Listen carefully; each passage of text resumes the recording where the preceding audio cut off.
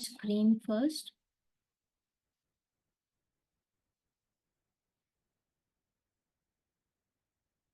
Okay. Is my screen visible to everyone? Yes, ma'am. Yes. Okay, thank you so much. Okay. Good evening, everyone. I hope everyone is fine. And I welcome you all to 1 week online FDP on quantitative analysis, quantitative data research analysis. So today I, as Ranjini, I'll be conducting a session on meta-analysis. Today we'll be understanding how meta-analysis is basically being done. What are the different nuances of conducting meta-analysis? What are the major points that we need to consider meta-analysis? Meta-analysis has got its own importance in the field of research because it helps you to analyze and combine the already research that has been done.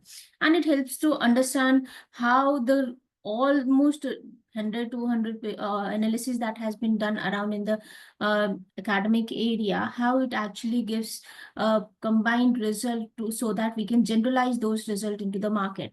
See, we are into social basically social research, social behavior research here.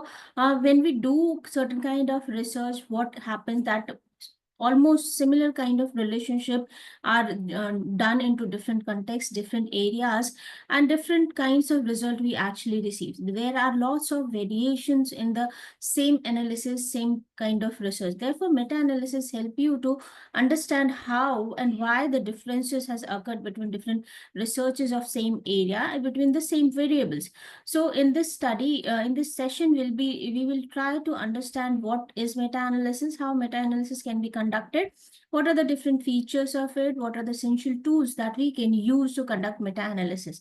See, meta-analysis is a bit complicated because it takes time, it takes effort to conduct a meta-analysis, but it can give you an edge while you are trying to publish your article into any good journal. So today we will try to understand what is meta-analysis, how it can be conducted and all.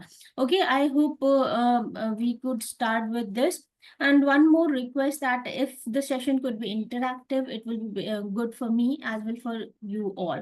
See, here we both are here to learn from each other, and we are onto the same platform where we are trying to do academic researches to get our papers published and actually share our point of story to the academic world. We can also conduct a bit of knowledge into the knowledge world. So I would suggest that whenever anyone feel any kind of problem or any kind of suggestion they want to give, or if they want to share their viewpoint, their understanding, please be open to that. Try to speak up whenever you are trying to understand anything or trying to share your views or experiences with me. I hope I am clear to everyone, and let's start. Okay, first of all, I would welcome you all to this meta-analysis session, and I hope we could together learn and grow into the path of academic research journey. We can grow along with each other. It is an journey of where one researcher can help another, and you all as a researcher can help me into my journey of publication and research. Okay, so welcome to the session of meta-analysis. What are the major objectives that we are going to achieve here? I hope everyone is ready and enthusiastic to learn meta-analysis. I hope everyone is ready to communicate their part of experience, their part of learning to me as well. Am I clear to everyone? Are you all ready? Very much, ma'am. Okay, Yes, Thank thank you. you so much. ma'am. Thank you so much, Yes, ma'am. ma'am. Thank you so Yes, much, sir. Thank you so much. Okay, so today we'll try to understand what is meta-analysis, how we can conduct a meta-analysis. So basic objective in this is that to understand the concept of meta-analysis, what is meta-analysis, why there is so much hype related to meta-analysis, and it is being also said that it is one of the toughest type of academic research, which takes lots of time, lots of effort, lots of people to conduct a simple one meta-analysis. Okay, we will also try to achieve the objective of understanding the process of conducting meta-analysis. So if we talk about conducting meta-analysis, there prior something like we need to understand before going to the meta-analysis. See, meta-analysis is a concept or a technique which is done or built up on the basis of systematic literature review. Here, as we are starting with meta-analysis, I hope everyone must have some understanding of what is systematic literature review.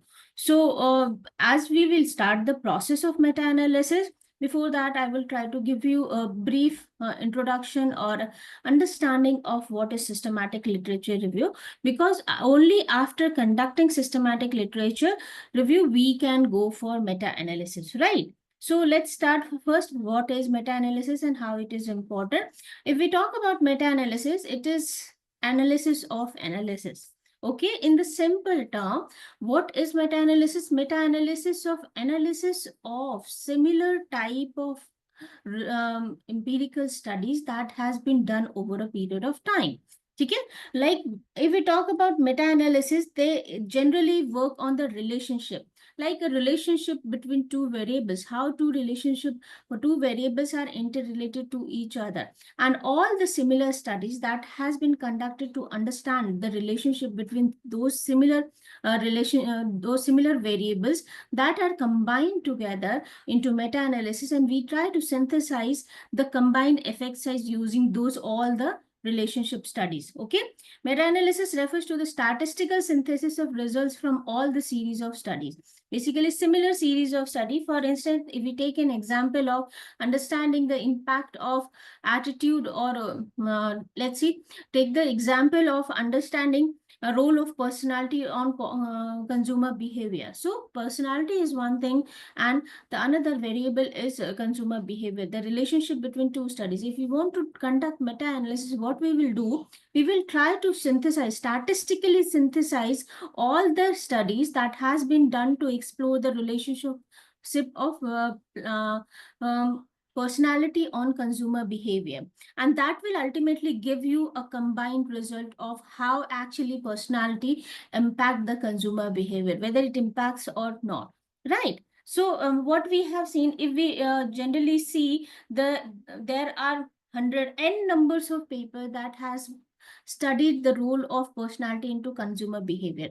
But when we will see, they have different setting, they have different kinds of sample size, they have different kinds of sample group, even the methodologies are different. In that case, what happens, we see that all the results varies a lot among themselves. Okay, in every study you will see that there is a different kind of relationship, different effect sizes among the different study. So what to do, how can we generalize a particular result?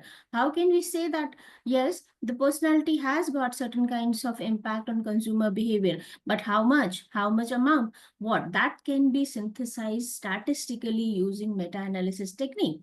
So meta-analysis technique is basically quantitative analysis of the analysis available in the literature world, right? They work onto, yes, if anybody has any kind of question, please do ask me. No need to write into the chat box or raise your hand. Please do ask me. Ma'am, you were just talking about dependent and independent variables, but Okay. many of the studies include mediators and moderators and so on. So when we are doing meta-analysis, should we consider only the dependent and independent variables, or should we consider the mediators, moderators, control variables, everything else as well? Generally, when we talk about meta-analysis, sir, it is talking about two relationships. We generally try to identify what effect one independent variable has on dependent variable, right? Mediator and moderator can be taken into different perspective. Okay, they can be studied into different roles. So in one analysis, we cannot take it. If we do the meta-sem, in that condition, we can take different variables, but generally we talk about relationship between two variables into a meta-analysis. Okay, we try to synthesize those relationship, how it how we can generalize the result between two variable. So in that case, if I take a study and it has like 5 or 6 hypotheses, then I should, in meta-analysis, I should only include the primary hypothesis, is it? Only Yes. the independent. Like for instance, you firstly, what will you do? First, you will try to basically identify your research objective. What do you want to study? See, this is the prior step. So only then you will be searching the data, and from that data, you will be considering only those relationships which you are trying to understand.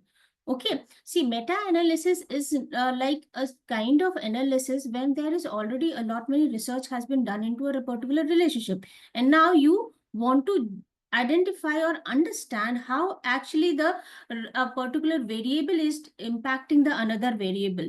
So in that condition, what you will like, if we talk about meta-analysis basically comes from the medical field. In medical field, how a particular drug is impacting an individual health, right? So in that case, most of the papers were related to those trials only, and how those trials can be generalized into the market. For that, meta-analysis was used. Similarly, in social sciences also, we try to understand or generalize how a independent variable and a dependent variable is related, whether we can generalize it or not, right? In that way we work.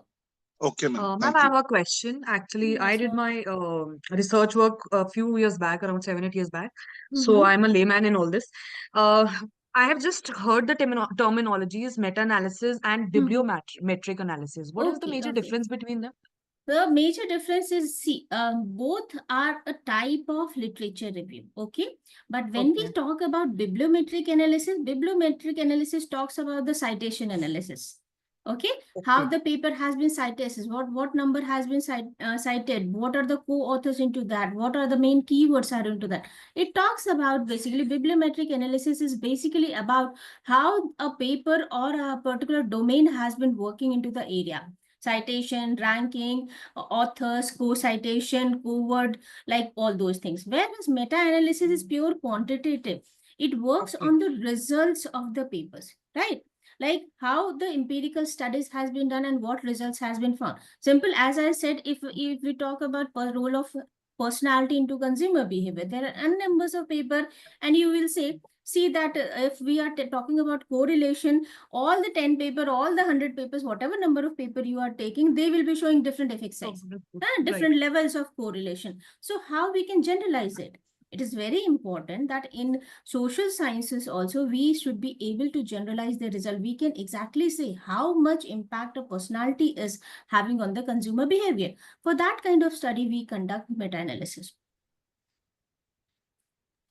Okay. If I may add to what ma'am was saying, bibliometric analysis will also tell you from which location the most number of papers in So that particular graphically, area okay. have come. So those kind of things. So if you were to start your research and you want to get an introduction, that is when you do bibliometric analysis, ma'am. Right, Yes, right. Thank you yes, so yes, much. yes. Yes, those both are the basically part of literature review only, but there are different types of literature review, and one part is bibliometric analysis. Okay, there Right. are systematic literature review, content analysis is there, meta-analysis is there, narrative literature review is there. There are different kinds of literature review. In that, one portion is bibliometric analysis, which talks about the performance of the papers and the domain, how it has been working with relation to ranking, citation, authors, co-words, and more water, geographical regions, the authors are from which countries, Right. those kind of thing. It gives you a various kinds of very beautiful maps and all you can give to represent the analysis. And there are different tools like BiblioShiny is there, VOSViewer are there, that we use to do the bibliometric analysis. Okay. I have a Okay. long way to go. Thank you. But you can do it. It's interesting, and Of you course, of can course. easily learn all those Yeah, things. thank No you. Thank problem. you. Okay. Okay. Then meta-analysis is only meaningful and significant if it has been conducted after systematic literature review. See, it is part of literature review, but you cannot randomly pick any paper and try to find out the relationship, right? So it has been properly said that once you conduct the systematic literature review, then only you should be going ahead with the meta-analysis. So it is the analysis of analysis. Simply, all the numbers of analysis that has been already conducted, you try to analyze all those analysis to again. That is analysis of analysis. It is an objective and quantitative methodology for synthesizing previous studies and research on a particular topic into an overall finding. Basically, we are trying to understand how two variable, how the relationship has been working throughout the study, and we try to give or generalize that findings with the combined effect size. Okay, a meta-analysis is a statistical technique that combines the results of multiple studies on a specific topic to provide a more precise and reliable estimate of the overall effect size. See what happens when we talk about social sciences, when there is so much variation into the result, no organization basically is ready to give you fund. So basically what we want, we need to generalize our result, whether the result is significant enough in every context or not. Then only we can actually say that one independent variable and one dependent variable has got certain kinds of relationship, and that on the basis of that, practitioner can actually make their strategies and all. Right. Therefore, for that kind of study, for generalizing the study, we can use meta-analysis, and it will give you the overall effect size between two relationships, which has already been studied in the literature. It involves systematically reviewing the literature, selecting relevant studies based on predefined criteria, and then statistically pooling their results to arrive at a summary conclusion. Basically, it is talking about systematically reviewing the literature. When we do meta-analysis, prior to that, we have to systematically find out the complete literature that is available on the basis of one relationship, and then we have to go ahead. Okay, when we talk about systematic literature review, we'll discuss once, okay, after going through the evolution and all. If we talk about evolution of meta-analysis basically first recognized by Carl Pearson, who has given the Pearson correlation, okay? And he was the one who has first applied it in quantitative analysis to clinical trials. Pearson analyzed vaccines using statistical methods, laying groundwork for future meta-analytic approaches. Basically, as I said, meta-analysis has come from medicine area, and there basically meta-analysis is done to basically establish the effect of certain trials of vaccines and the medicines which is being done on the different sample, right? Similarly, from there only meta-analysis is now basically being used into the social sciences aspects also, so that we can understand the social behavior of an individual and the effects of different independent variables onto that. Okay, while in 1940s, the need for synthesizing research findings became apparent as the volume of studies increased. See, if we see, every one of us are regularly trying to do certain kind of research. We are trying to find out certain relationship and trying to publish those. So similarly, lots of researches are being published, and lots of researches are giving varied kinds of results also. So how you can make the strategy? Okay, how you can use that findings of those research? For that, you need to have certain idea that how you can combine all the results of those studies. For that, you can use meta-analysis. As soon as the volumes of research are increasing, they will, if there are 100 papers who are discussing about two relationships, they will be having different effect sizes onto each other, right? So you cannot take anyone from randomly from anyone and decide I will decide my strategy on the basis of this result. No, rather we can go for meta-analysis. We can find out the combined effect sizes between the two and understand majorly this much effect will one independent variable will be having on the dependent variable. So accordingly, we can strategize our working, our model, our tools and techniques, whatever we are using. For instance, if advertisers are using advertising techniques, they can use those kinds of appeal into their advertisement, right, for influencing the consumer behavior. So for that, it is being used. The birth of meta-analysis, Jean V. Glass in 1976 that gave the term meta-analysis, who defined it as the statistical analysis of a large collection of analysis results from individual studies for the purpose of integrating the findings. This marked a formal recognition of the technique and its potential to enhance research synthesis. From 1976, it has been formally introduced as a meta-analysis word and how it is to be used. Initial applications, early meta-analysis focused on psychotherapy outcomes and educational intervention, showing the methods of versatility across disciplines. Basically, these are more popularly used where the interventions are done. Yeah. For instance, in clinical trials, what do we do? What doctors do? They actually try out a particular vaccine or any medicine that they have developed into different sample at different time period and try to understand how it is affecting the case, the individual in which the trial has been conducted, so that they can generalize whether the drug or the vaccine that they have developed is having a significant positive impact or negative impact or not. So in this way, the meta-analysis is being used. But now, if we talk about social sciences, we are conducting it. People are conducting it. Many scholars are conducting meta-analysis to give a generalized viewpoint to the relationship between two variables, so that even practitioners can use those understanding and findings to develop their strategies and tactics for market. Okay, growth and development from 1970s to 1980s, influential study. The late 1970s saw significant application in medical research, notably through the work of Peter Elwood and Archie Cochrane, who used meta-analysis to evaluate the effectiveness of aspirin in reducing heart attack reoccurrences. Their work demonstrated how synthesizing results could clarify treatment efficacy. It gave a better viewpoint of the efficacy of a treatment into the onto the diseases, right? Similarly, in social sciences also, it can give clarity on how different factors can affect the dependent variables. Systematic review. By the 1980s, the distinction between systematic review and meta-analysis became clearer. Systematic reviews emphasize on reducing bias in literature synthesis, while meta-analysis focused on statistical synthesis. This period also saw the formation of collaboration of groups to conduct extensive meta-analysis based on individual patients' data. See, this research actually require a lot of hard work. So we can also make collaboration with different teams from different areas also, and we can conduct meta-analysis. Then from 1990s onward, there was a standardization and methodological advances of the meta-analysis, where terminological clarification. In the early 1990s, researchers like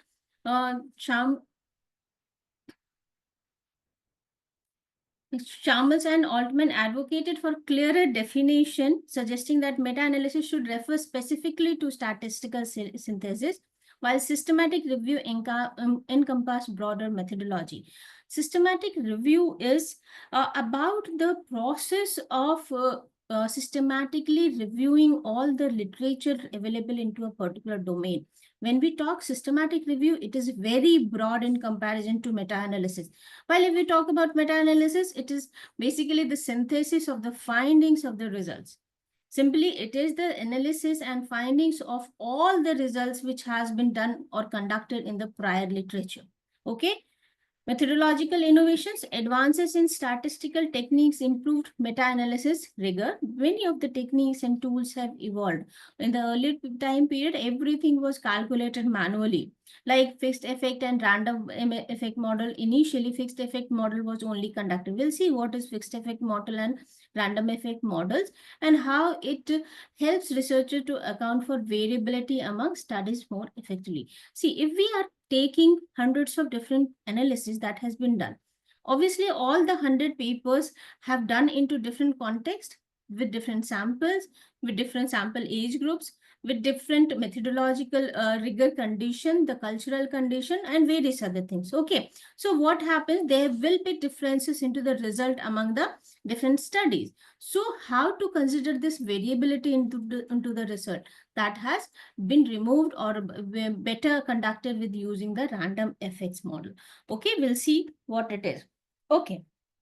Why do we conduct meta-analysis? I am explaining this since the early starting of the period, the session only. Okay, to provide a summary effect of all previous studies. As we have said, there have already lots of papers has been done, or lots of researches has been conducted into a particular domain. Lots of people has already been done. So if there are 100 papers are giving different kinds of result, there are lots of variation and differences into the result between two variables. We cannot take anyone just randomly and pick up and say, we like this personality is having this much impact on the consumer behavior, and so we should be following this kind of techniques to impress a particular personality type, right? So what it does, meta-analysis will help you generate better result that will be helping you to generalize your strategies for the general masses also. Okay, so basically it helps you to provide a summary effect of all the previous studies so that you can combinedly say what impact a particular independent variable is having on the dependent variable. Okay, it gives the overall conclusion of various studies. Each study has certain conclusion, but still we cannot say that all the as all the studies are saying, the results are different, and we cannot say that this particular results is valid for all the situation and all the condition. So for that, if we want to do that, we can basically do meta-analysis so that we can develop a conclusion of overall all the studies that has been conducted, and say that this particular result will be effective in all the particular all type of studies, all contexts, all situation in which this study will be conducted. Okay, this is an efficient method for claiming gaps in model or theory. See, when we talk about literature review and systematic literature review and meta-analysis, it provides you a very important tool to develop a theory. Sorry to interrupt you, ma'am, in between. Yes, ma'am. It is an overall conclusion of various studies. How do we define various, as in, I am not very sure. How Various do you studies get to the means, saturation level of the conclusion of the various studies? see, various studies means, for instance, there are people who are studying the role of personality into consumer behavior since 1976 around. Right, Okay. right. Since 1976 till 2024. Okay. Will undergo a systematic literature process. And if Right. you are trying to understand the impact of personality on consumer behavior, you will identify the major papers which are into that. Maximum number of papers. Okay. You will combine them, and then you will use there are effect sizes into each paper. Okay. You will take them and you will put them into the analysis tool, and that will give you a combined effect size. Okay. So here we are talking about all the studies that has been conducted. Obviously, when you will be conducting a meta-analysis, you will be putting certain criteria to choose a kind of paper. The years, okay. Right. So there are certain techniques, certain rules and procedure that you need to follow for doing all these things. Okay. And you will generate a lump sum number of 100, 120, depending on the kind of domain you are working. If the domain is very old, right, then you will have more number of paper. If the domain is comparatively new, you will have lesser number of paper. Okay. Okay, and it depends on all what we are studying, right? We are studying, obviously. Yes. We are studying what is our criteria to filter out the data. Okay. So if I am talking about that, they will help you in developing a model or a theory. Here, what I am trying to say is that, like, theory has already been built. We all are trying to test the theory with the kind of study we are doing. For instance, let's take an example of theory of plant behavior, most used theory in the context of social sciences. Okay, I hope everyone of you has heard of theory of plant behavior. Theory of plant behavior, anyone has heard? Anyone has used? Yes, ma'am. I did my PhD in strategy, but I heard from my marketing friends about theory of planned behavior. Okay. Theory of planned behavior is a marketing theory. So I think people who have done their PhD in marketing would know it. Others might not know it. Okay. Okay. What theory you have used, sir, in your PhD? Ma'am, in my PhD, mine was institutional theory. Okay. And then meta-analysis, mine was between corporate social performance and firm performance. Okay, you have already done meta-analysis for that? I haven't done, but I have read papers which have done this meta-analysis on the relationship between corporate social performance and financial performance. And like you Okay. said, this is a very old subject. I mean, one of the oldest papers comes from 1976 or something. Yes, So sir, from yes. then on, there have been multiple papers. Mhm. So a meta-analysis in 2022 or 2023 has about 156 papers. Okay, are you trying to do a meta-analysis? Yeah, I would like to. Yeah. Yeah. I have done 2, 3. They are into the process of reviews and revision and all. They are going through the various stages. But yes, it is a very interesting technique, and it gives you lots of satisfaction after learning all those techniques and tools and all. Okay, so there are at the present time we have got certain tools which makes our life easy with the meta-analysis. Okay, I was talking about how it is helpful in developing a theory or extending a theory. For instance, how it happens, we are saying in meta-analysis, we take number of papers which has already been published and try to generalize the result between them. Okay. For instance, if I am talking theory of planned behavior talks about the intention and behavior of a consumer towards certain thing. Okay. Theory of planned behavior says there are attitude, subjective norm, and perceived behavioral control that affect the intention of an individual towards a particular product. You understand? This is the basic theory. This is the basic theory. What is a theory? Theory is a kind of phenomena which has already been examined into the situation, into the area, and how it particularly leads to how the various factors actually leads to a particular output variable. That is a kind of theory. It is a phenomenon in which there are certain assumptions, certain relationship that shows how a particular thing works. So theory of planned behavior talks about how an individual make intention towards certain thing and how that intention gets converted into behavior. Okay, so in theory of planned behavior, there are 3 major independent variables: attitude, subjective norm, and perceived behavioral control that actually leads to intention of a consumer. Okay, and that intention with certain things, they actually convert into behavior. So this is the basic model. If we see the literature, what happens in literature, lots of paper whichever is related to the consumer behavior and the consumer intention, they talk about this theory of planned behavior. This was the original theory, but with the advancement of the time, many of the authors have also extended this theory. How they have extended this theory? For instance, they included like self-identity with the people says that self-identity is also a factor which affect the intention of a consumer. Okay, so along with 3 variables, attitude, subjective norm, perceived behavioral control, another factor, that is self-identity, that is leading to intention. So if we want to extend this theory and say self-identity is also an important factor to affect the intention, we can say that it is one essential factor along with the 3 factors to affect the intention of the consumer. Okay, so what we need to do? We need to identify all the papers which have studied self-identity along with the other 3 variables of intention with the theory of planned behavior into their papers and do the meta-analysis of those. If 10 papers, 20 papers, 30 papers says that along with the along with the attitude, subjective norm, and perceived behavior control, there is self-identity also that impact the consumer intention.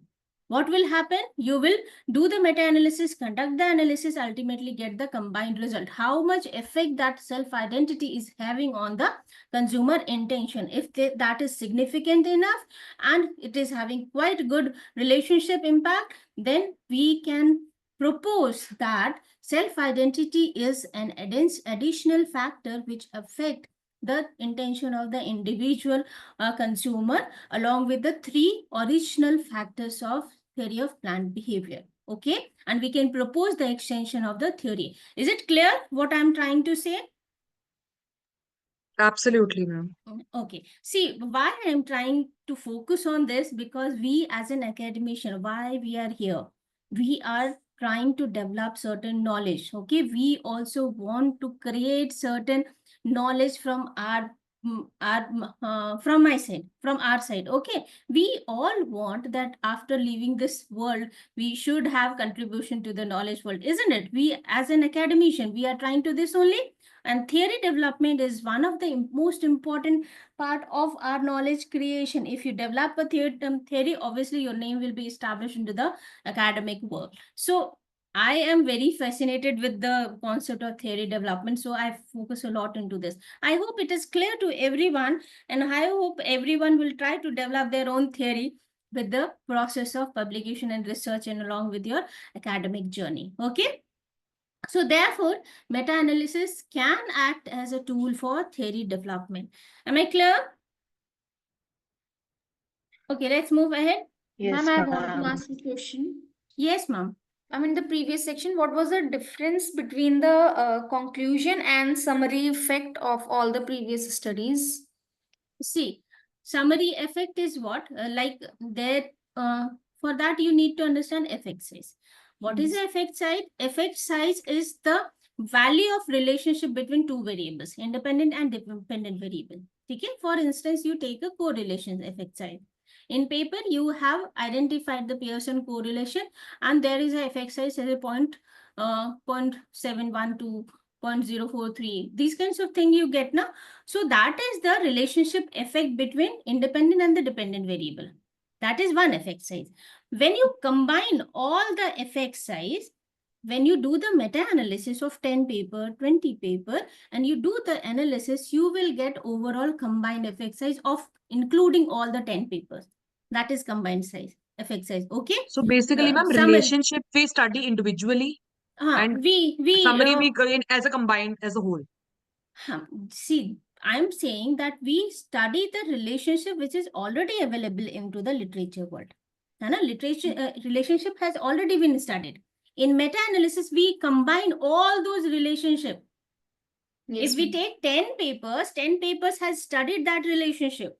In meta-analysis, we are trying to combine all the effect size and give the summary effect size. See, summary effect size, combined effect size is the same thing. Okay, the word is different, but they are the same thing. And ultimately, conclusion is what? The conclusion that you derive after understanding the combined effect size. Okay. Right? Okay. It is not, we cannot do simply mean, we cannot take the mean, average or anything. Rather, we have to go through the tool and it will give you analysis. We can also do it manually, but in the present time, we have different tools that can be used to analyze the relationship. So that will give you the overall conclusion. I hope this is clear. Yes, ma'am. Okay. Thank you. Thank you. Importance of meta-analysis. Why meta-analysis is important? First is evidence-based practice. Emphasize its role in evidence-based fields such as healthcare and education, where it helps synthesize findings to inform practice and policy decision. See, evidence-based practice, why? We are taking the already done literature or already done studies which has been prior published and it has been approved, right? So it is evidence-based practice. All the things are done on the basis of already done studied, which is present into the field. Overcoming limitation, discuss how individual studies may have limitation due to small sample size or methodological differences and how meta-analysis can provide a clear picture by aggregating data. See, whenever we write a paper, we do a research, there are always certain kind of limitation that we also mention into the last portion of our paper, right? There are sometimes time is limited. We are not getting the sample. Methodological tools are not available. There can be various kinds of limitation that can be into different studies. But when we combine all the different studies, that limitations basically is overcome, because there can be some paper with very large number of sample size. There can be some paper which can be which can be having studied on very small number of sample size. Similarly, all the paper, when we combine, we overcome all the limitations which are prevalent into the present literature, right? So it is important.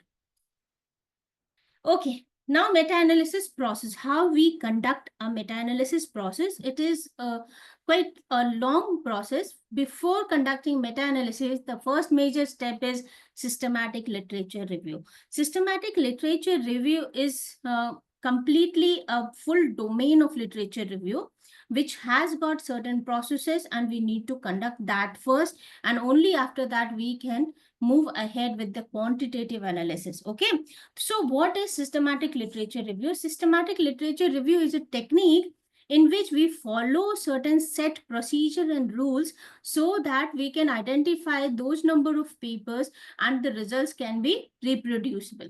What is I am trying to say that, like, systematic literature review talks about very structured format of identifying the literature.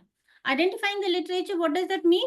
Like, if we see Google Scholar, every one of us use Google Scholar, I hope. Yes, ma'am. Yes, ma'am. ma'am. Yes, We ma'am. use Google Scholar. There are other databases also, Scopus, Web of Sciences. Yes, Like, Yeah. these are different databases. They have multiple ample number of papers which are already studied into a particular area. Now, if we are conducting meta-analysis, we cannot randomly take any paper and find out the result. Okay. What we need to do, that we have to systematically collect the number of papers that you are going to involve into your meta-analysis, right? How you will do? So systematic literature review is a structured format which give you which actually talks about completely structured steps of processes to identify a set of number of papers that you will further include into quantitative analysis.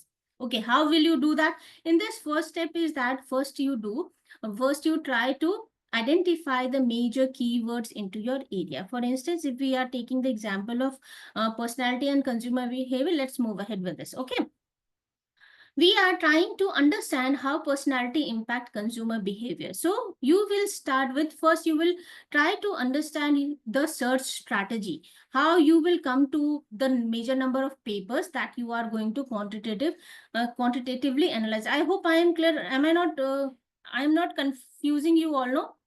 Is it clear?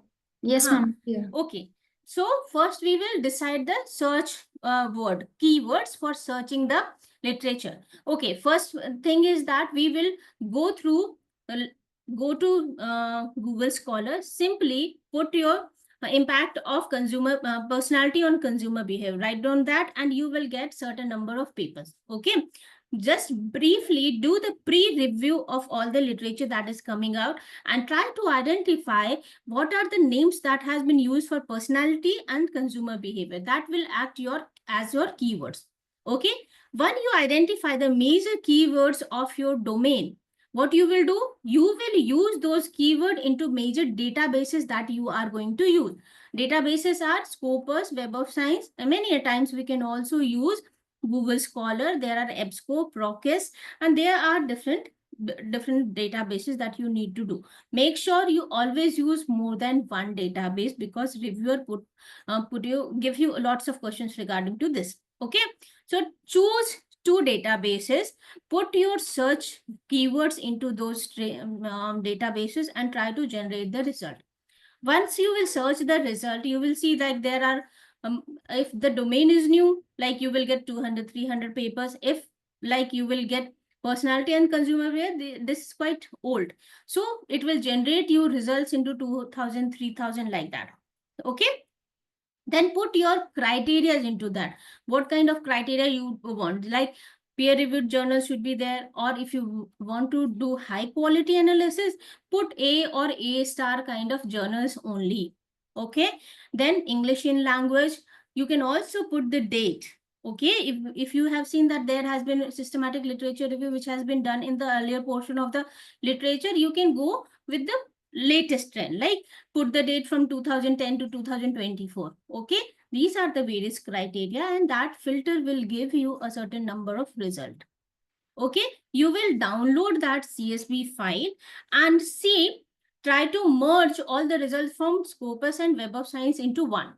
Then first step is that remove the duplicate papers. Okay, remove the duplicates paper, and after that you will go through the title and abstract of each paper.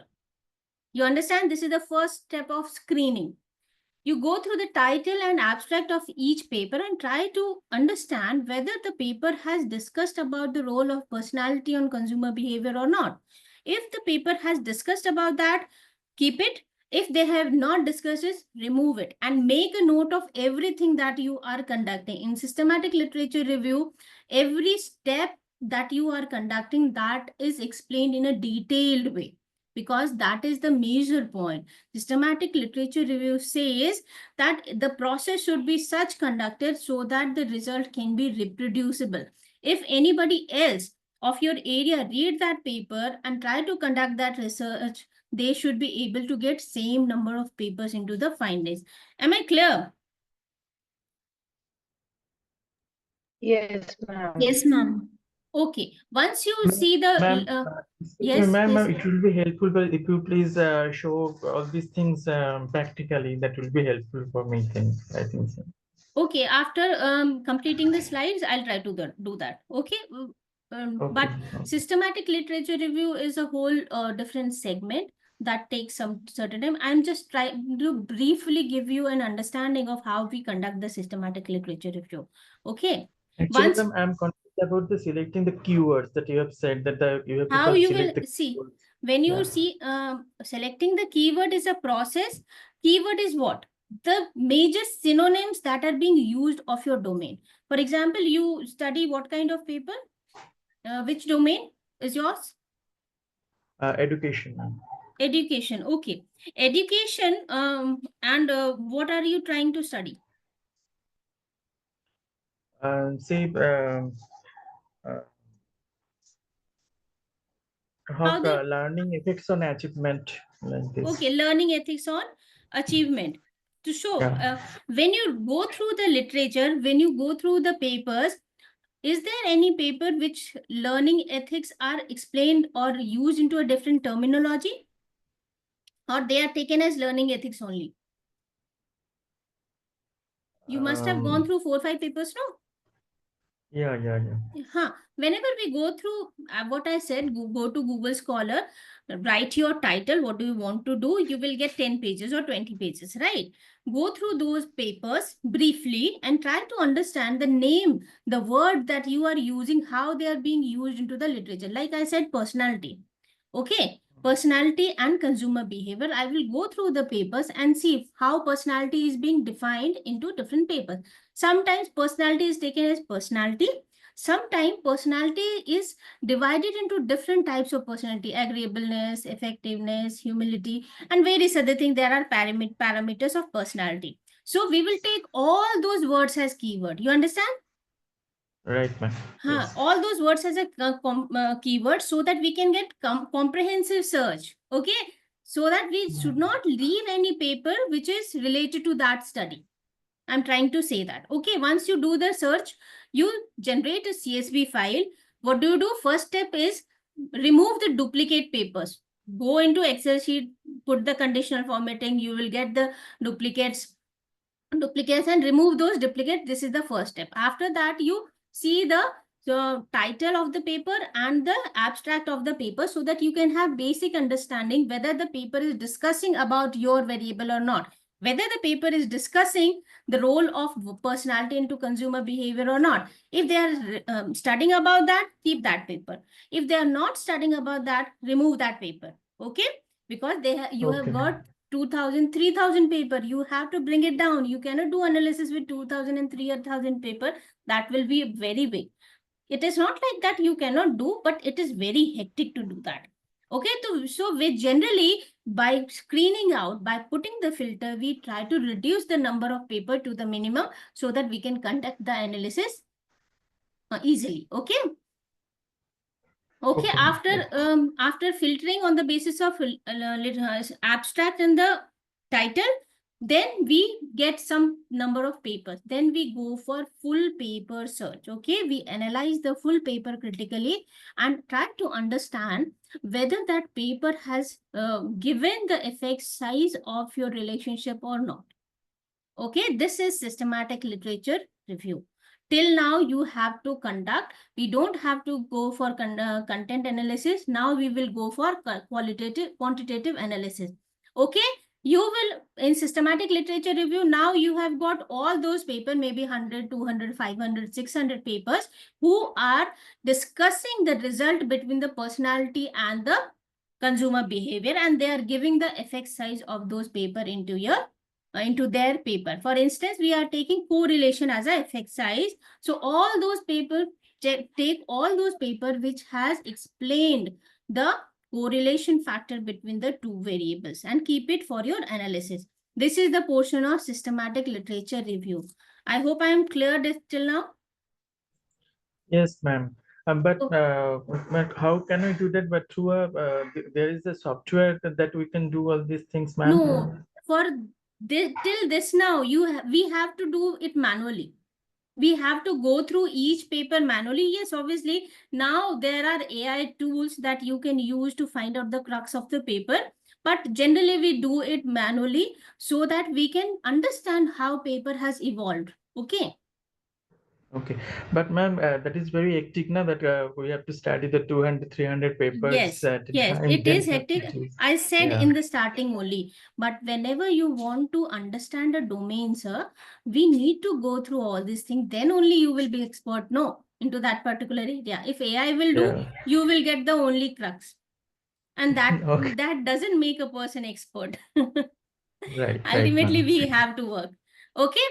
So since this stage, this is the Ma'am? first step. Yes, yes, ma'am.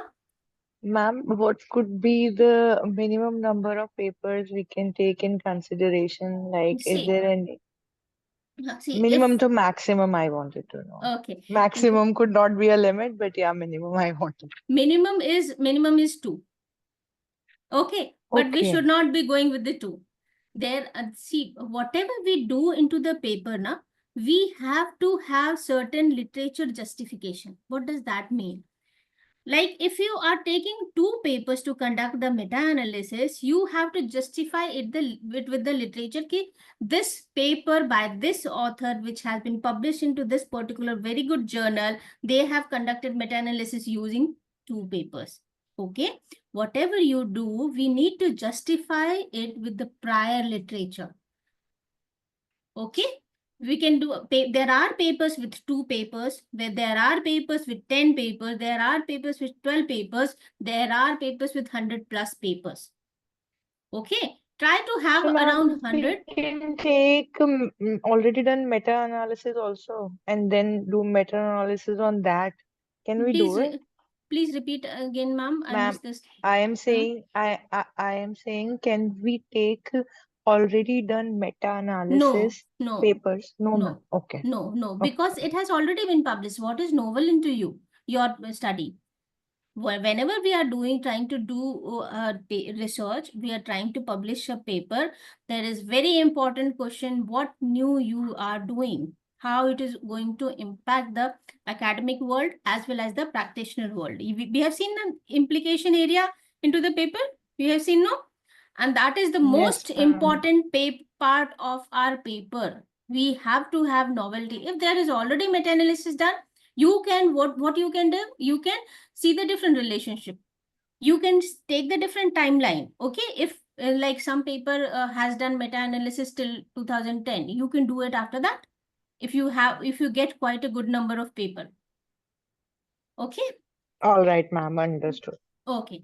After doing systematic literature review, that means after identifying that number of paper which has that explained the relationship between 2 variables and they have given the effect size, what you will do now, we have to compile the results of all these studies into a format. Okay, there are certain formats in which we have to combine the results of the, I will show you the format in the further slides. Okay, we will be compiling all the results of those effect size into a format. What I am saying, impact of personality on consumer behavior. There are 100 papers who have given correlation effect size between the personality and the consumer behavior into their paper. So you will develop a format into Excel sheet where you will be describing like number of serial number, the authors of the paper, the year in which they have published, the journal in which they have published, what are the variables they have taken, what are the effect size between your variable, the 2 variable you have taken. Okay, that is the most important thing that you need to develop for meta-analysis. After that, converting all statistic to effect size. What does that mean? See, if we are doing meta-analysis, like correlation effect size I'm saying, if all the papers are not carrying correlation effect size, either you choose only those papers or you also need to convert the effect size. Like if they have given t statistics, if they have given p-value, if they have given another variables, you need to convert that effect size into the effect size in which you are working. There are two type of effect size family, which we will discuss in through further slides, and you need to convert those effect size. There are calculators, there are tools available into the academic world. I will show you. I will also share some. Okay, you can use it to convert the effect size. Okay, then meta-analysis using software, you can conduct the meta-analysis. What are the basic software that we will discuss, and ultimately reporting the result. These are the major steps of meta-analysis process. Let's start with, okay. After conducting the systematic literature review, we, what did I said? We need to develop a format, okay, format in which we will be compiling the results. This is the basic format that we use to develop a data sheet for our study. Okay, what is? First is serial name, second is study name, then sample size is very important. You need to have the sample size. Then effect size. In this, we have taken correlation effect size. You understand how we have taken correlation effect size? Simply, early et al. 2018, this was related with theory of plant behavior only. Okay, I was checking the relationship between extended theory of plant behavior and the purchase intention. Okay, for what we have do? We have downloaded all the papers, which like 101 papers were there. We have downloaded all the papers. We will see the early et al. 2000 paper. We will open it, go through it, and identify where the correlation effect size is given. Okay. We have seen that in paper there are Pearson correlation table is given. Yes, ma'am. We take that. We directly see what is the relationship between attitude and the intention. What correlation is given. We take out from there and we put it here in the effect size. Okay. And we write down, find out how many sample size they have taken. 916. Okay. And what is the study name? And similarly, we compile the data or the results from all the 100, 200 papers, whatever we have identified into these kinds of Excel sheet. Okay, I'll show you the Excel sheet also as soon as we finish the slides. Okay, till now, is it clear? Yes, ma'am. Okay, now it is very important to understand the effect size. Okay, effect size is a quantitative measure that reflects the magnitude of a phenomena or the strength of the relationship between variables. As I said, meta-analysis is done to understand a relationship, the relationship between the dependent variable and the independent variable.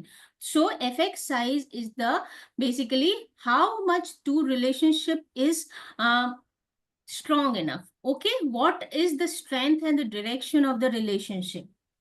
Okay, attitude is positively affecting the intention, but what is the strength? 0.455. Like that, different can be there. It allows researchers to compare results across different studies, even if those studies are different, use different scales or measurement. See, even if they use different kinds of techniques, different kinds of measurement scale, you need to convert those into a required effect size. Okay. What is the importance? By standardizing result into effect sizes, researchers can aggregate finding. You cannot take, in some paper, they have described T statistics. In some paper, they have given R statistics. In some paper, they have given proportionate. So you will have to basically standardize all the effect size into one particular effect size that you are going to analyze into your paper, right? So you have to standardize that so that you can easily combine those results and give a conclusion to a particular study. Okay.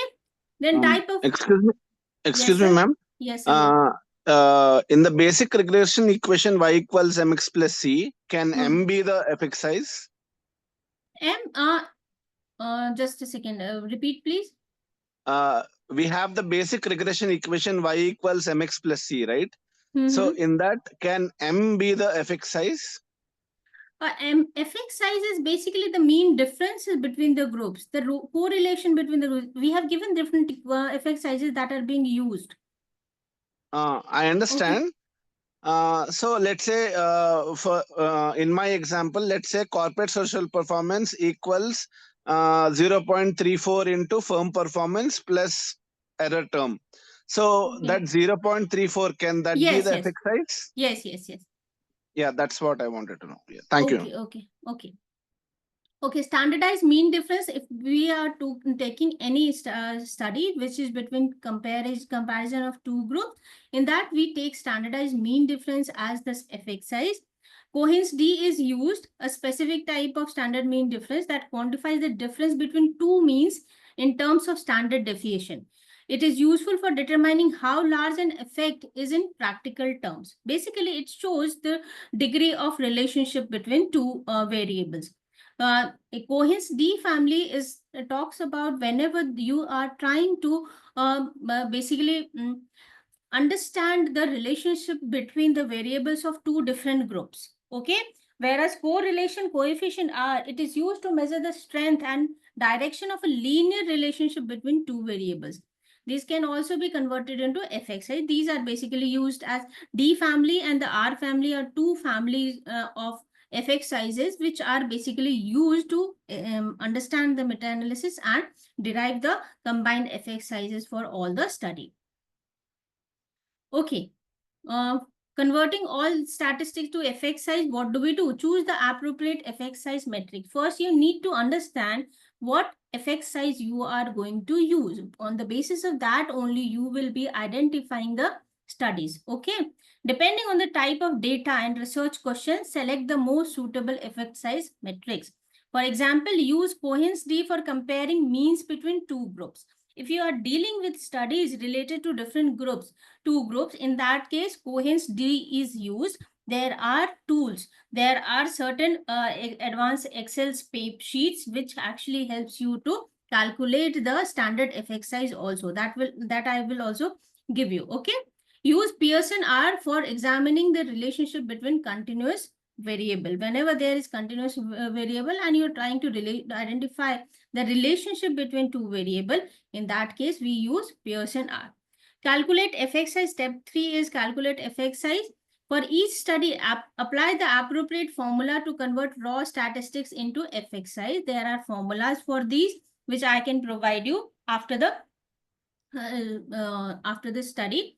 And if a study reports pre and post treatment means and standard deviation, calculate Cohen's d. Why? We are trying to understand the relationship between two different groups. There we use the Cohen's d. Okay, if only t values are available, convert them into Cohen's d using this formula where n is the sample size. See, there are different formulas which we can do it manually, or we can use the tool to convert the effect sizes into standard effect size. Okay, D group or R group, we try to do that. And there are basically tools like Meta Essential that we will be dealing with it today. That shows simply we need to put the correlation and the sample size, and they will result into all the things, the Z and other standard effect sizes. Okay. There are basic certain softwares that we use to conduct the meta-analysis. Proprietary software, comprehensive meta-analysis is a very good software basically developed by Borenstein, and it is mostly used software for conducting the meta-analysis, but it is very costly also. It gives you a 10-day trial period when you use the trial period, but it is costly. After that, after 10 trials, you cannot use it. Then there are certain open source software also that you can use to conduct the meta-analysis of your study. Okay, like Meta Easy is there, Meta Excel is there, Meta Essential, R Studio is the best, but R Studio is quite complicated. If you understand the coding process, you can do with that also. Okay, today we will try to do the meta-analysis with Meta Essential. Okay, Meta Essential is free. It is just a add-on package with your Excel sheet. We can easily download it, just put the data and we can get the result. Okay. Okay, now effect size. Relation between two variables, effect size tells you how meaningful the relationship between variables or the difference between group is. The first type of effect size is based on magnitude of difference between group. This is known as D family of effect sizes. See, the calculation and the requirements for different types of studies are different. Okay, therefore we are saying that there are different types of effect sizes which belongs to D family or the R family. Whenever we are trying to study the difference and the magnitude between two groups, we use the D family group of effect sizes.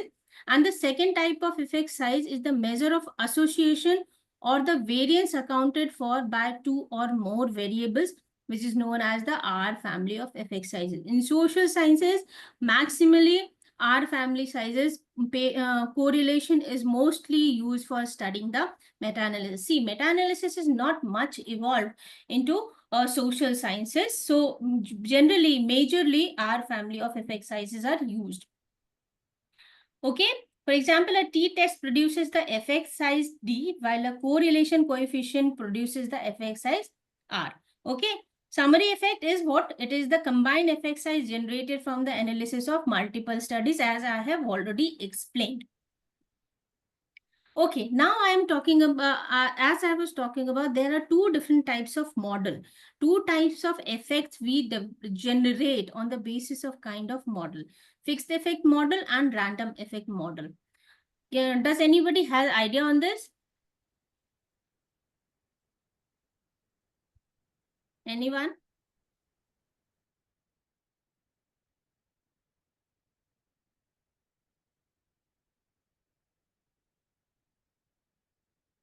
Anyone? Sarath sir?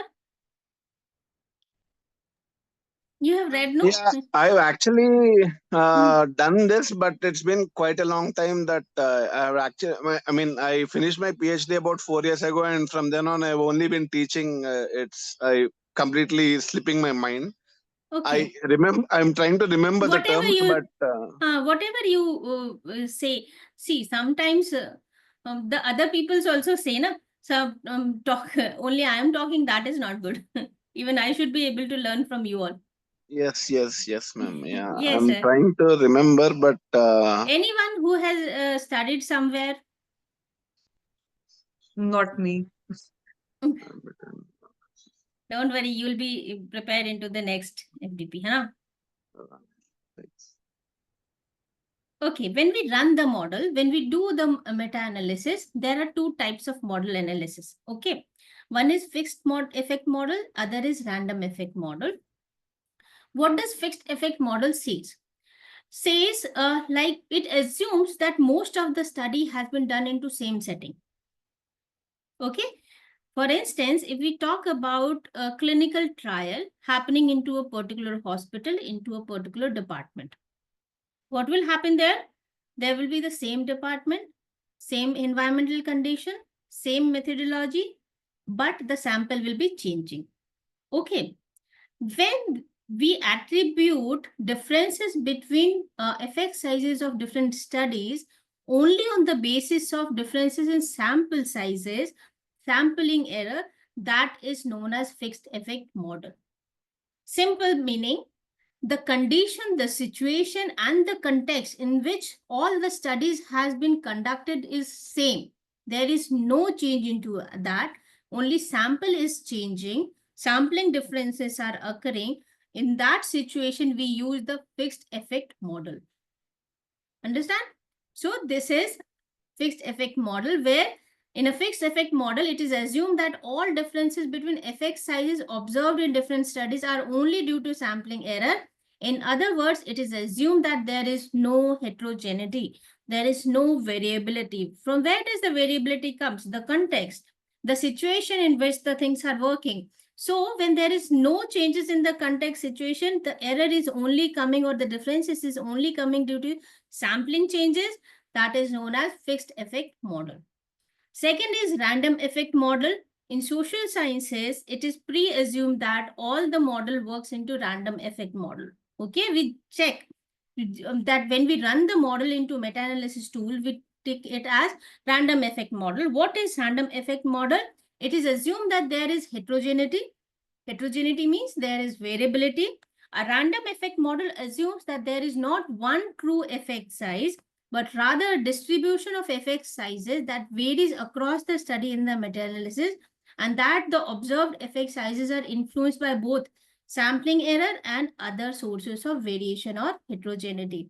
That means we presume that all the studies are have variances, they have variability, they are heterogeneous, and it is not only due to sampling error, rather the heterogeneity comes due to the context, the culture, the methodological thing, the situation in which the studies are being done. So that model is called random effect model.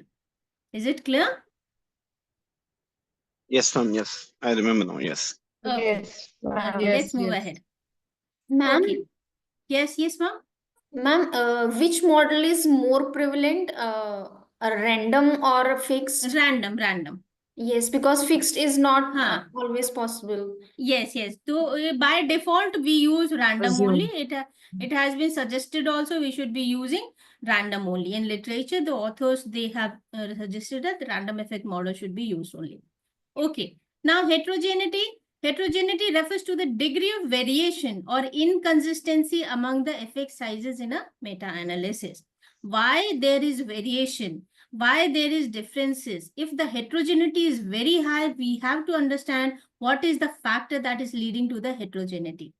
Okay, heterogeneity is the differences, inconsistency among the effect sizes in a meta-analysis. See, when we are studying two-factor relationship, different studies has got different kind of result. There is huge variation. Okay, now we have seen that all the relationship are studied into different contexts, different situation, different cultural factor setting, different kinds of factors are there. So what are the factors that are leading to those heterogeneity, variation? So that identification is also required. That is known as heterogeneity. How heterogeneity is understood and explored, that we will see into the further slides. It can be caused by methodological, clinical, or statistical factors that affect the outcomes of the study. Okay, if we are studying personality and consumer behavior, for example, if you are studying personality and consumer behavior in country like India, if you are studying personality and consumer behavior relationship into country like America, there will be difference. There will be difference. Cultural setting, price consciousness is difference among the people of India and America. There are other things also. Other factors are also. So here, cultural setting is a kind of thing which can affect the relationship. Okay.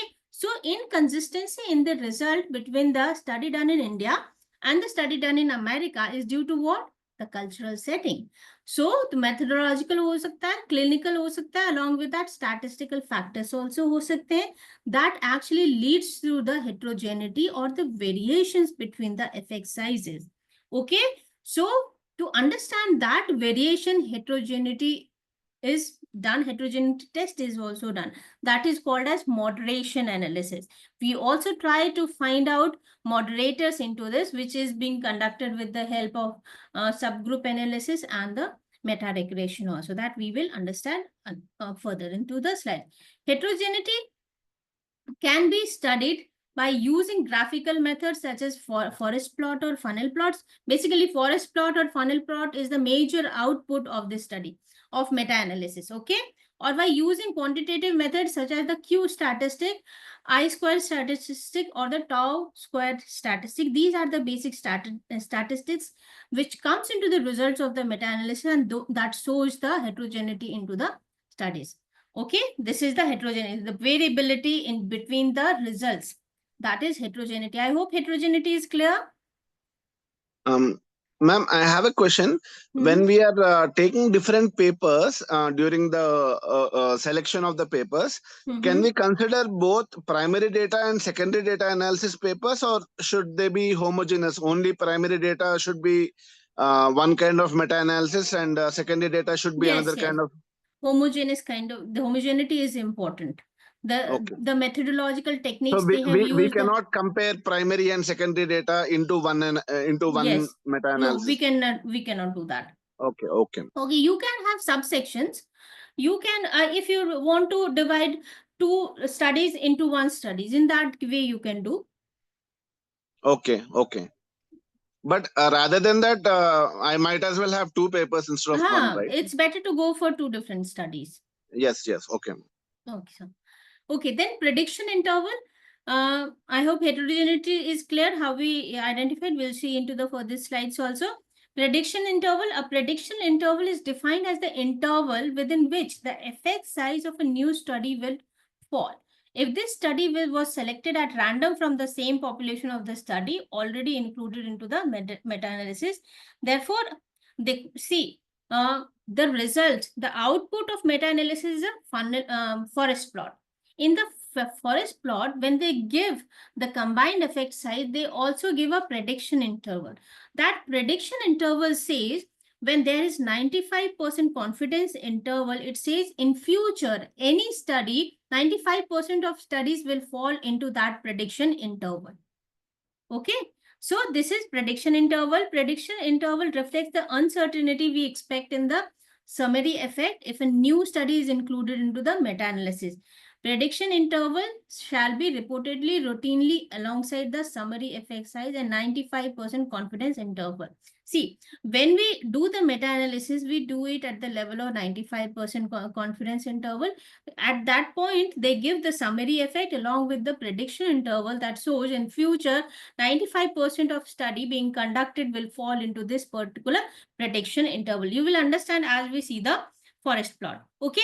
Then subgroup analysis. In heterogeneity analysis, what we are trying to, as soon as we find that there is heterogeneity, high heterogeneity.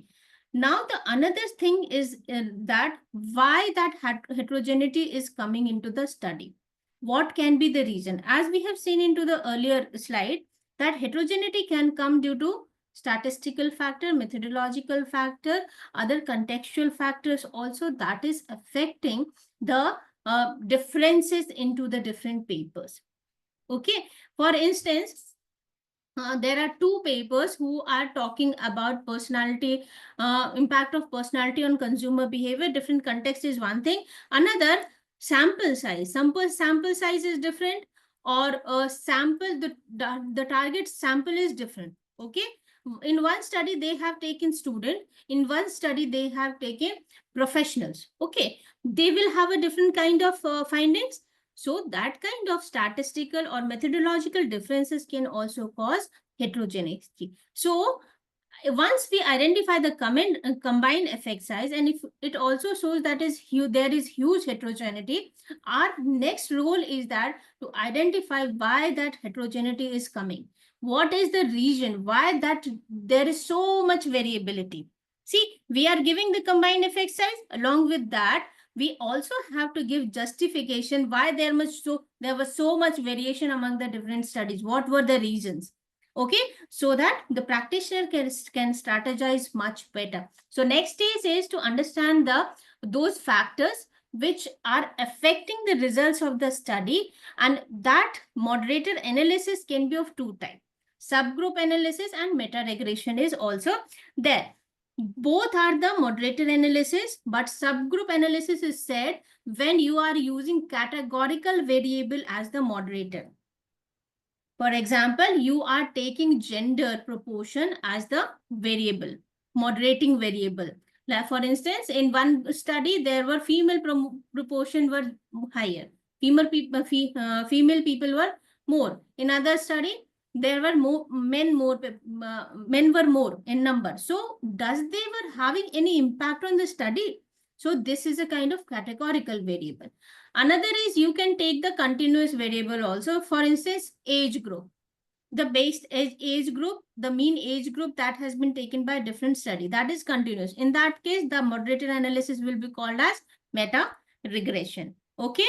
Subgroup analysis involves splitting all the participant data into subgroups, often as to make comparisons between them. Generally, we compare if there is females group, higher female proportion group, what was the impact? If there was a higher proportion of men into a group, what was the impact? How the changes were there? Okay. Or for subset of studies, subgroup analysis may be done as a means of investigating heterogeneous results. Whenever there is heterogeneity, we go for subgroup analysis or meta-regression. Or to answer a specific question about particular patient groups, types of intervention or types of study, these can be different examples. Okay. So after conducting the meta-analysis, this is the forest plot that we get. Okay, this is the main output of any meta-analysis, which is known as forest plot. Okay, as different papers has got different types of result, what does the tool do? They assign weights to the basically weights to the different paper. Okay, different findings.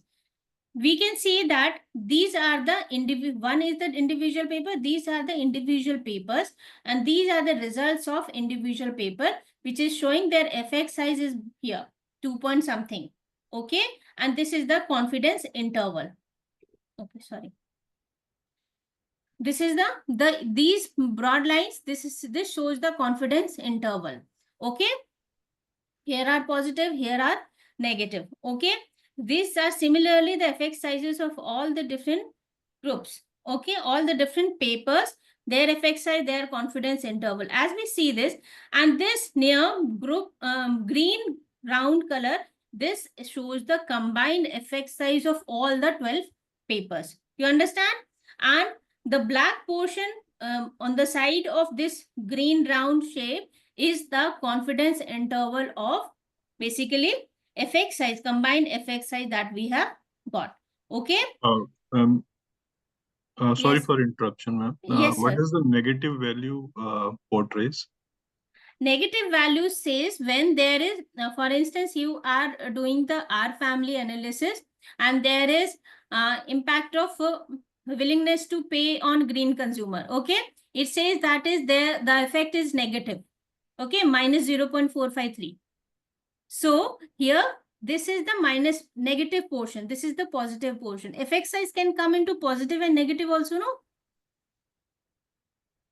Yes or no, sir? So this Yes, portion, yes, this ma'am. is I'm the fine. negative size. Yeah. Okay. If So, yes. actually, I missed the slide where you showed the, I think slide number 6 or 7, where you showed how the effect size is calculated. Can you, ma'am, pin it to some concrete example how this I can have be? shown you. Yeah. See. Yes, this is. This is the table that we have created on the basis of studies that we have found. Okay. Simply what we need to do. Go through the paper. Name is there. You can easily write down the name. You can easily write down the serial number. Sample size is given into the paper. You'll go through the paper. You read the paper and identify what sample size they have taken. Okay. Sample size mean the number of individuals they are taken or okay. The number of individuals, the respondents they have taken into their study. Okay. Okay. So that is the sample size of their paper. And what is the Pearson correlation that they have given to their correlation table? Okay. Okay. You have to find that correlation between this was among attitude and the purchase intention. So in this paper, this was the correlation between these two variables. We have to simply write that.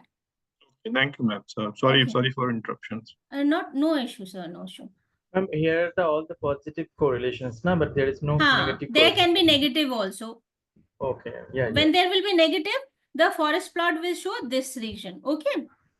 Right. This region is for the negative, and 2-3 things we can actually identify with this forest plot. What are the things? First thing is that you understand how can we use the confidence interval for understanding whether the result is significant or non-significant? Any one of you? Based on the stars, ma'am. If we have 3 stars, then it is highly significant, and then otherwise it's not. 3 stars where? I'm talking about secondary data analysis. When we when we do regression, I mean, when in our how we were taught at least is that at 99% confidence interval, we'll get 3 stars. That means it's highly significant. The Okay. result, I mean, the Okay. correlation is highly significant. Okay. 2 Okay. stars is 95% and 1 star is 91% Okay. Okay. confidence interval. In the case of meta-analysis, the tool itself uses 95% confidence interval. Okay. So if we see first effect size, this blue round thing talks about the effect size. Okay. The sideways black line is shown as the confidence interval. This side, it is UCL. This is UCL and other is upper confidence level. Okay. Lower confidence LCL and upper confidence level. When confidence level, both the confidence level lies on the same shine. Okay. Like they do not cross 0. See here, UCL and LCL both are on which side? Both are on the positive side. So it is significant. Okay. In this case, in the 6th number, you can see both the LCL and UCL are lies into the negative side. So this is also significant. But whenever a study says that LCL and UCL, there is positive and negative sign, 0 comes in between, that kind of study is non-significant. Okay. Is it clear? There are 2 things. We can see the significance of the study, whether the result was significant or not on the basis of confidence level. And the second is p-value. Okay, we take that. Here we are taking the confidence interval. So by these you can interpret this thing. And the lower green broad line is this talks about the combined effect size. Green round shape talks about the combined effect size. Black line talks about the combined the confidence interval of the combined effect size, and this complete green effects green line basically talks about the prediction interval that we have discussed earlier. Prediction interval says that in future 95% of studies that will be conducted into this area that will fall into this domain only, that their effect size will lie in between these green line only. Is it clear, forest plot? These many things we can identify or generate from the forest plot. Okay. Ma'am, why is this called a forest plot? I don't know. This is the name given by the authors who have created the tools. How do we arrive at this forest plot? How do we by using the tool? We'll see it. We'll see it. We use the tool. We put the data, and they will generate. Maybe it's the name of the person who started this plot. I think I have not explored it. I'll try to explore it. Ma'am, can I question. conjecture in a lighter vein, because it's a forest plot, because everybody is lost in that. Okay, I don't know. I will try to explore it. Okay. Ma'am, I have a question. Yes, ma'am. Ma'am, you said that if effect size is coming at the 0, then the study is non-significant. No, I'm not saying effect size is 0. I'm not saying that. I am just trying to give you an indicator how you can identify whether the result of that particular study was significant or not. Okay. Yes. That we can examine with the help of confidence interval also. That is a technique that we can use for understanding whether the result of that particular paper was significant or not. And to answer your question, ma'am, generally the result would never come to 0. It would either come positive or negative, but it would not come 0. So, it is not 0, sir. It is just a 0 point something, 0.012, 0 point something, yes, like yes, that. yes, I just explained you a technique to see what is our role. Tools are there to give you the answers. Our role is to get insights from the tools, right? What they have given as an information, we have to generate information from that. So I was just explaining a technique from which you can understand whether the correlation effect size that was given into that particular study, that was significant or not. Okay. You Yes, can ma'am. use. I was answering the other lady who was asking about zero, not you. Okay. Thank you so much, sir. I hope it is clear. I think, ma'am, zero will not come on anywhere. I think. I mean, zero is not possible to become a effect size, right, ma'am? Zero. I couldn't get you, sir. Ma'am, actually, I want to say that I think the proper zero is not possible to be a effect size. Like we are saying, we are taking a correlation effect size. Okay. If there is zero, that means there is no correlation, right? But Yeah. here must be some around 0.024, like this kind of situation must be there. But as we have chosen that particular study, this forest plot, if the author has chosen that particular study, they have used that study. Okay, they have taken the R for that, for analyzing the things. Just that. Right. One more thing, one is there, how you can identify heterogeneity from forest plot. See, many of the effect size are in the positive side, and some of are also into the negative side. So that shows there is a difference, variation into the results. Okay, this also shows there is heterogeneity, high heterogeneity into the result. Okay, these many things you can get from the forest plot. Okay, yes, there was question. Ma'am, I was asking कि अगर जो effect size, if they are on the negative size, are they negatively correlated, and those coming on the positively? Yes. Okay. They are negatively and positively correlated. Okay, any more questions? Shall we move ahead? Okay.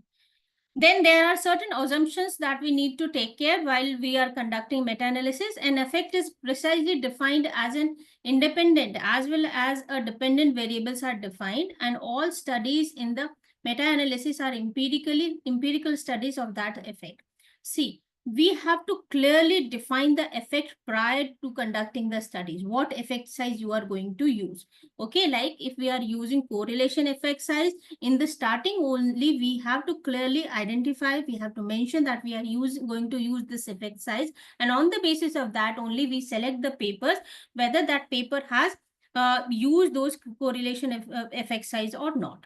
Second, the type of unit or object in which this effect might occur is specified. Make sure the papers you are using, you have identified, they should be clearly defining what sample you are using, what are the units, whether organization is there, individual consumers are there, like that. That should be clear enough on which that particular study has been conducted. All empirical studies of the effect in that domain should have been identified. It is said that it is basically, by default, it is said and it is assumed that all the empirical studies that affect that domain should be studied into meta-analysis. But one thing I will like to add, when you try to target high-class journal, what they say that you should be having criteria to find out the good quality paper. Although the basic rule of meta-analysis says you should also be using unpublished results, the conferences results and other things. But as per the reviewer, when they review your papers, they clearly state that you should have clearly defined criteria. Like if you're targeting A star class journal, you should be using all those papers which has been published into A and A class, right? All studies should be methodological sound. Why? Because they should be properly defining reliability, validity, and all the factors and all the methodological techniques that needs to be understood for understanding the study has gone through proper rigor. That should be important, that you should check properly while selecting the papers. Then effect size measures in these studies are comparable.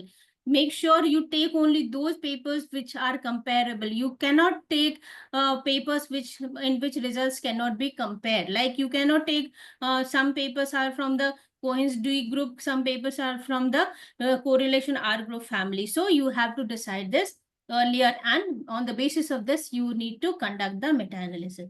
Okay, now we come to the meta-essential software, how we can download the Meta Essential software. See, Meta Essential is, it works exactly like comprehensive meta-analysis, okay? And it is free of cost. It is developed by Erasmus Research Institute of Management, and you can download this from directly from this website. Okay, let's go to this.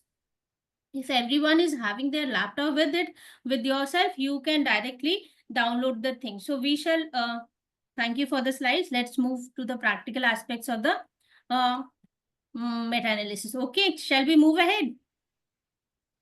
Yes, ma'am. Okay, so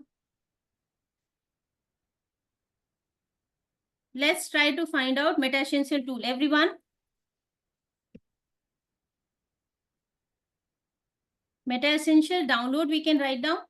Okay, and we get the first, I think, I hope this is visible to everyone, my Chrome, Google.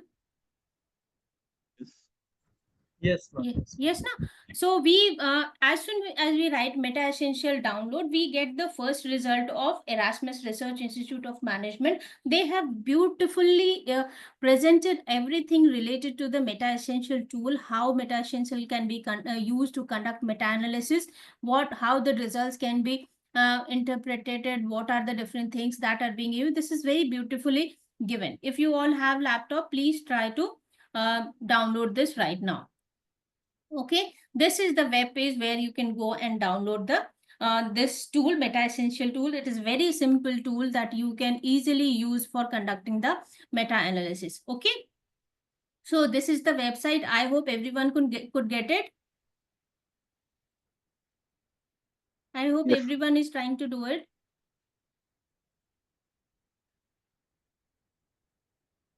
Yes.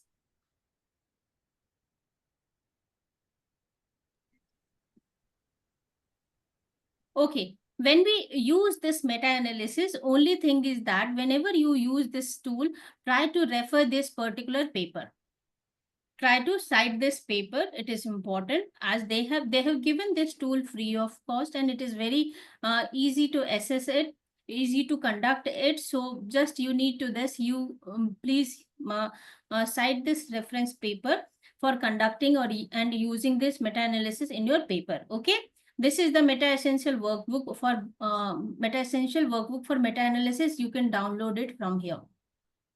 I hope everyone is getting it. Yes, ma'am. Yes, Okay. ma'am. See, in one class, we can only facilitate, okay? I am trying to give you direction, and after that, you can do it yourself to learn many of the things, okay? This is the tool, and along with this, if you see this side, they have given how to use user manual, okay? How to use Meta Essential. There is detail of user manual, how you can use, what are the aims and other things. Then how to you interpret results. Very, very important, how you can interpret results. They have given all the things. Okay, it is a very important website and very easy to access the tool also. Otherwise, comprehensive meta-analysis is quite costly. So it gives you only 10 trials. You can use it if you have 2-3 laptops, systems. Actually, you can download the free trial also, and you can use it. I have done many a time, but now I prefer to do this with Meta Essential. They give you all the analysis, what kind of the structure that you follow, how you have to give the interpretation of the results that you are going to do. Okay, subgroup analysis, moderator analysis, publication bias analysis, all these things. Okay, I hope everyone is able to see this. Yes, ma'am. Yes, Has everyone ma'am. downloaded the Meta Essential? See here, assumptions are given, forest plot is given.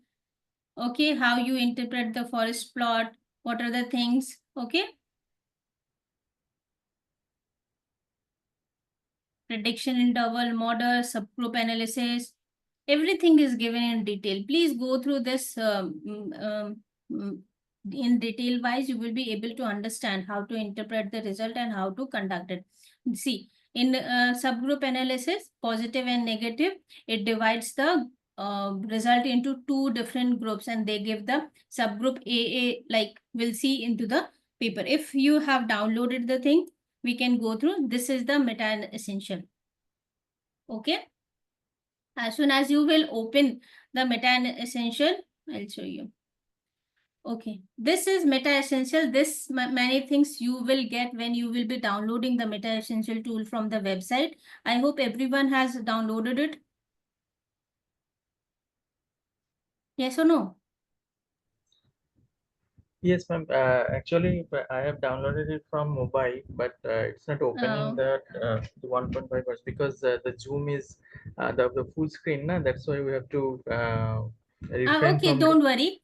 You Yeah. when you'll open the laptop, try to do at that point of time. Okay, it is free, no cost and all. So you will, after downloading the Meta Essential tool from the website, you will open it. You will get these many different types of, see, it has different kind of sheets for different kinds of relationship. When you have independent groups, binary data, you can use number 2. If you have independent group with continuous data, you can use number 3 data sheet.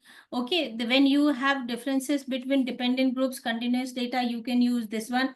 I generally use this Meta Essential correlational data. Okay, I'll show you the data also. This is the data that I have used. Okay. What is the continuous data? Continuous data is which there is no categories, means age. Age is a continuous data. There is no category. Whereas if we talk about categories, male and females are 2 categories, right? Okay. Okay. Okay. So this is the kind of sheets that we develop. Okay. We write down the serial number, study name, sample size we have to take out from the paper, how many respondents they have taken, what is the sample type, because this can also act as the moderator when you are trying to conduct the heterogeneity test. Then effect size, what is the effect size of your relationship that you are trying to understand, what kind of product or industry they have worked into, that can also be used for your moderator analysis. Then country, economic growth, that can also act as the moderator. So I have taken all this, year in which it was published. Then female proportion, how many females are there into the sample group, what is the mean age of the population. They generally give you all these things. And after that, what were the influencing factor, what were the factor correlation, I had taken all these things. See, but when you will be developing this Excel sheet, try to have maximum information so that you can use it at your discretion. Whatever you want to do, you can conduct it. So try to develop this kinds of data sheet, Excel sheet for doing the meta analysis. Okay. From here only, as I said, like we are conducting data analysis, meta-analysis on the correlational data. So number 5 is the meta-essential correlational data, which you can use for understanding or doing the meta-analysis of the correlational data. Okay, they have also given how to interpret results of meta-analysis, meta-analyze dichotomous data. These are the different PDFs which are available. You can go through and you can learn how to conduct it. Okay, so this is the meta essential that they have given for the example. Okay.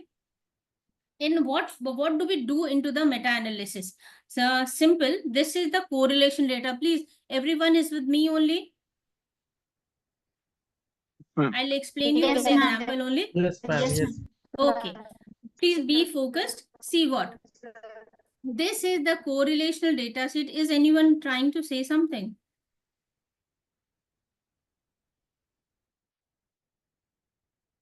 See, this is a most simplest tool that we can use for meta-analysis. The basic, this has been filled with an example so that we can check all the things. In generally, what we have to do into this study. This is the Excel sheet that we give for correlational data set. This is the study name. We have written, see, we have a study name. These are the study name.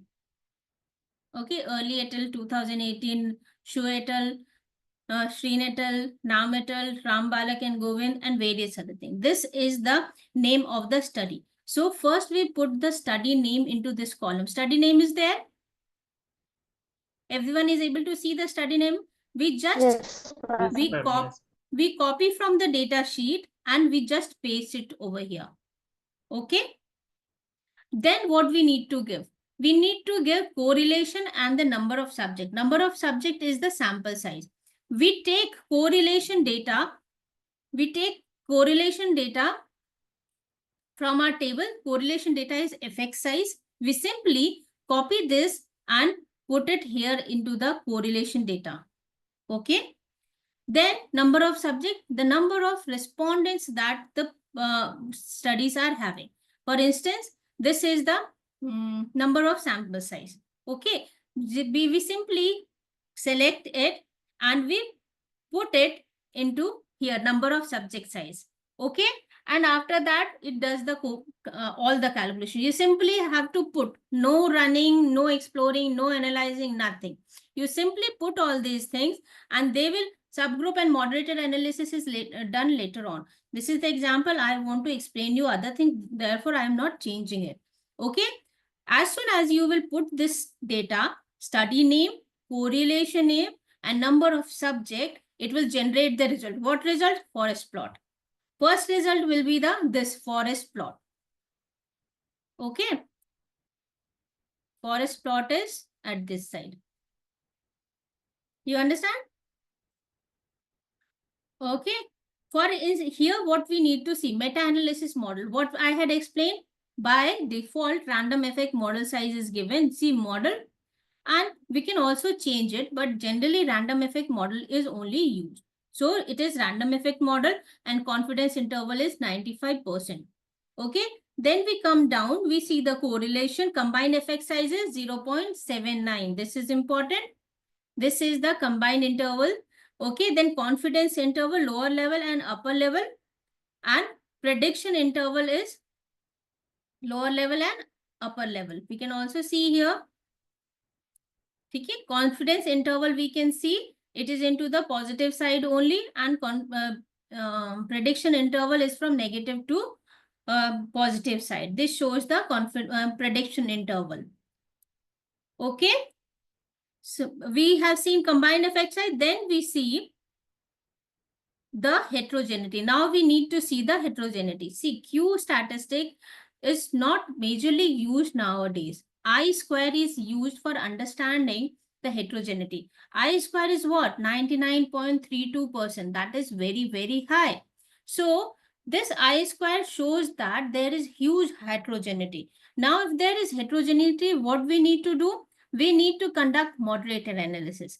For moderator analysis, we can see in input, they have given two examples. There is subgroup analysis, which is categorical in nature. There is moderator analysis also, which is meta-regression based on the number of whatever numbers they have taken. This is continuous. Okay. So first, let's see subgroup analysis. Subgroup analysis, they have taken AA. When we do the subgroup analysis, what we see, these we have already seen. Now we have to check how the subgroup. Here we can see the complete data points are divided into two groups, AA group and BB group. Okay. They have divided the group into two groups as there were heterogeneity. Some were into positive side, some were into the negative side. So this is the heterogeneity test they have conducted on subgroup analysis. Okay. Here we will see the P statistic. Okay. P statistics say it is 0.000. That means this is significant. Okay. Then another moderator analysis we can do with continuous variable. These are the continuous variable that they are providing. So what does moderating analysis say? In moderating analysis, we also get a plot. Okay. This plot, basically we see here into the model P value 0.000. That means this is also significant. And this moderator is also affecting the heterogeneity among the studies. Okay. Whatever they have taken, we can take as per our own studies. What can be the moderator? Female, country, context, economic studies, and various other things. After that, what we need to check is publication bias analysis. What is publication bias analysis? publication bias analysis is basically to check that we have not actually removed the excess number of papers that will make the result non-significant. Okay, one thing is that we see the funnel plot. We see the inverted funnel plot. If there is any kind of disproportionate between the two sides of the pyramid, then we can say there is heterogeneity, there is publication bias. But if there is similarity and they are proportionate both side of this inverted pyramid, we say that there is no publication bias. Along with that, we also see the basically trim and fill is there, and there is fail-safe analysis also, which is not presented into this because it is given into that particular comprehensive meta-analysis. Trim and fill is basically 0. Number of imputed studies is 0. There is no studies which has been dropped. So it is basically says that there is no publication bias. Okay. And this meta essential also give the calculation portion, which states how basically different calculation has been done. Whoever want to understand how the calculation has been done, they can see this, analyze this, and understand this. This is the basic of meta essential that we use for meta analysis. Okay. Is it clear? Yes, ma'am. Okay, this is the most simplest thing that you can do. You simply put the study name, correlation, and the number of subject, and on the basis of that, we can just put it there and it will give you all the things. For example, if we want to